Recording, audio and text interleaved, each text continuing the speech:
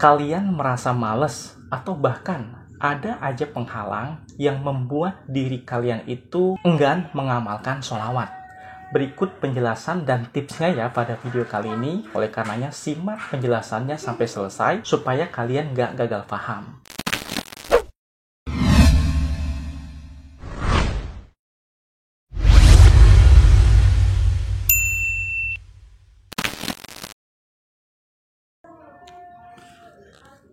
Assalamualaikum warahmatullahi wabarakatuh. Alhamdulillahirabbil alamin.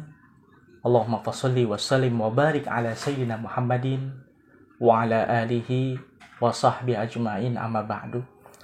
Sahabatku yang dirahmati Allah Subhanahu wa taala, terkadang saat kita melakukan kebaikan atau amalan-amalan yang baik, ada saja yang menghalangi atau bisa dikatakan ada aja sifat malas untuk kita bisa mengamalkan hal yang baik itu.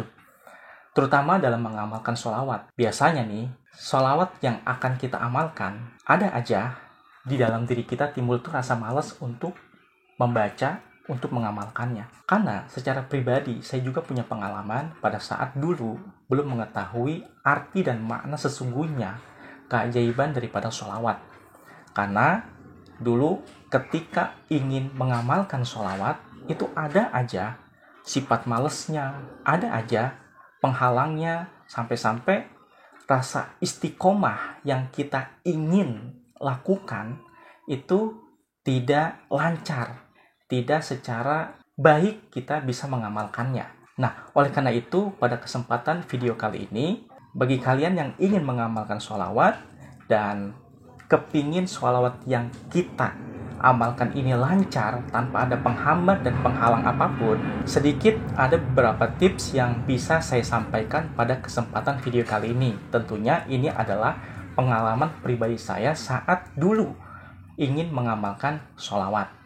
Baik, yang pertama sahabatku, jika kalian punya rasa malas untuk mengamalkan sholawat, yang pertama awali amaliyah baik kita ini dengan berdoa kepada Allah Subhanahu wa taala. Karena doa sesungguhnya silatul mukminin, yaitu senjatanya bagi orang-orang mukmin. Jadi kita memohon kepada Allah Subhanahu wa taala agar hati kita diteguhkan, diyakinkan untuk bisa beristiqomah dalam mengamalkan sholawat. Nah, kita sering baca doa-doa yang lebih masyhur atau yang sering kita dengar seperti doa ya muqallibal qulub tsabbit qalbi ala dinika. Doa itu memberikan makna bahwasanya kita memohon kepada Allah supaya diteguhkan hati kita dalam mengamalkan kebaikan-kebaikan yang Allah berikan di dalam mempelajari agama Allah atau mengamalkan ajaran-ajaran yang baik yang dari Allah kemudian Nabi Muhammad SAW ajarkan kepada umatnya sampai kepada kita saat ini. Nah, itu doanya. Kemudian yang kedua ada doanya lagi nih. Rabbana la tuzigh qulubana ba'da idh hadaitana wa hab lana min ladunka rahmatan innaka antal wahhab. Nah, itu adalah doa yang kalian bisa terapkan ketika kalian ingin mengamalkan sholawat di awal pemula saat kalian merasakan rasa malas yang di dalam hati kalian timbul seperti itu. Nah, kenapa kita berdoa? Pada hakikatnya Allah lah yang berhak membolak-balikan hati kita. Allah yang punya semua segalanya di dalam diri manusia. Makanya yang pertama yang harus kita lakukan dalam mengamalkan sholawat yaitu kita berdoa yang baik kepada Allah Subhanahu wa taala. Nah, kemudian tips yang kedua yaitu supaya rasa malas kita ini hilang saat kita mengamalkan sholawat, sering-sering kita mendengarkan tausiah atau ceramah para ustadz, para kiai atau para ulama lainnya. Tentunya yang mana mereka memberikan banyak ilmu tentang keajaiban-keajaiban sholawat. Kalian bisa dapatkan banyak sekali sumber-sumber yang bisa kalian temukan di YouTube, di Instagram, di Facebook, dan lain sebagainya. Ataupun ustadz-ustadz kalian yang mana kalian jadikan panutan saat kalian belajar bersama beliau. Nah, di sini secara pribadi, kalau saya sendiri, saya punya beberapa panutan ataupun guru yang bisa dijadikan referensi motivasi, yaitu yang memberikan pengetahuan tentang keajaiban sholawat. Di antaranya gurunda tercinta Syekh Al-Habib Sagaf bin Mahdi bin Syekh Abu Bakar bin Salim, yang mana beliau banyak sekali memberikan pencerahan tentang keutamaan, keajaiban sholawat. Kalian bisa temukan YouTube ataupun media sosial yang mana di dalamnya banyak sekali gurunda Syekh Al-Habib Sagaf bin Mahdi bin Syekh Abu Bakar bin Salim memberikan pencerahan tentang manfaat dan keajaiban sholawat. Kemudian banyak sekali ustadz-ustadz Habib-Habib yang lain yang memberikan pencerahan tentang keajaiban sholawat ini. Di antaranya Habib Novel Al-Aidrus, beliau juga banyak sekali memberikan pencerahan atau ceramah tentang keajaiban sholawat. Di situ kalian bisa temukan atau mempelajari di kanal YouTube-nya. Jadi banyak sekali referensi yang bisa kalian dapat tentang bagaimana membangkitkan atau menjadikan diri ini semangat dalam mengamalkan sholawat. Nah, itu tips yang kedua. Kemudian yang ketiga, kalian harus sering-sering mendengar pula testimoni tentang keajaiban sholawat. Nah, banyak sekali tentang testimoni ini tentunya. Bisa kalian dapatkan dari tadi media sosial dan lain sebagainya. Yang mana mereka yang sudah mengamalkan sholawat ini punya banyak sekali testimoni yang dapat membangkitkan giroh kalian dalam mengamalkan sholawat ini. Jadi kalian bisa temukan sumbernya dari manapun, ya terserah kalian, bebas ya sahabat.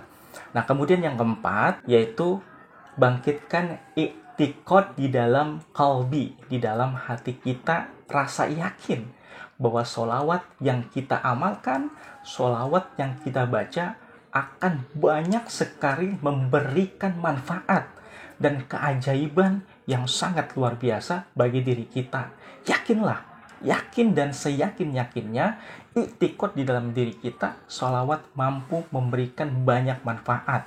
Bukan hanya manfaat di dunia, bahkan manfaat di akhirat kelak, yaitu berupa syafaatul utsma yang diberikan oleh baginda Nabi Muhammad Shallallahu Alaihi Wasallam. Jadi intinya, kesimpulan daripada 4 tips yang saya berikan pada kesempatan video kali ini, yang pertama yaitu berdoa kepada Allah Subhanahu wa Ta'ala dengan memulai bahwasanya, ya Allah, dengan memohon rahmat dan ridhamu, saya memulai ingin mengamalkan sholawat secara rutin, secara istiqomah. Kemudian yang kedua, kita sering-sering mendengarkan nasihat-nasihat daripada ulama, kiai, guru, ustadz yang bisa kita jadikan referensi dalam memberikan pencerahan tentang keajaiban sholawat sendiri. Kemudian yang ketiga, sering-sering kita juga mendengarkan testimoni dari orang-orang yang sudah mengamalkan sholawat ini dan banyak memetik daripada manfaat sholawat yang diamalkan oleh mereka. Dan yang terakhir, yang keempat, i'tiqadiyah di dalam hati kita, yakinkan sholawat yang kita amalkan, sholawat yang kita baca akan banyak memberikan manfaat dan keajaiban yang luar biasa dari Allah Subhanahu wa Ta'ala. Itu saja tipsnya, kalian bisa istiqomah dan bisa amalkan. Insya Allah apa yang kalian hajatkan, apa yang kalian maksudkan, Allah cepat kabulkan. Dan tips ini adalah tips yang secara pribadi saya sudah praktekkan. Alhamdulillah, setiap malam, setiap saat saya selalu membaca sholawat kapanpun dan dimanapun saya berada. Bukan hanya sholawat sajaratun nukut saja yang saya bisa amalkan selepas sholat isya sebanyak 400 kali. Jadi setiap saya lengah, setiap saya mau berangkat kerja, setiap saya mau beraktivitas apapun, setiap lengah saya tak lupa selalu membaca Allahumma sholli ala Sayyidina Muhammad wa ala ali Sayyidina Muhammad. Minimal seperti itu. Atau boleh sallallahu ala Muhammad, sallallahu alaihi Muhammad, sallallahu alaihi wasallim. Boleh seperti itu. Yang penting ada di dalam pikiran kita, hati kita, kita selalu bersolawat kepada Nabi Muhammad sallallahu alaihi wasallam. Demikian yang bisa saya sampaikan. Semoga bermanfaat. Akhirul kalam. Assalamualaikum warahmatullahi wabarakatuh.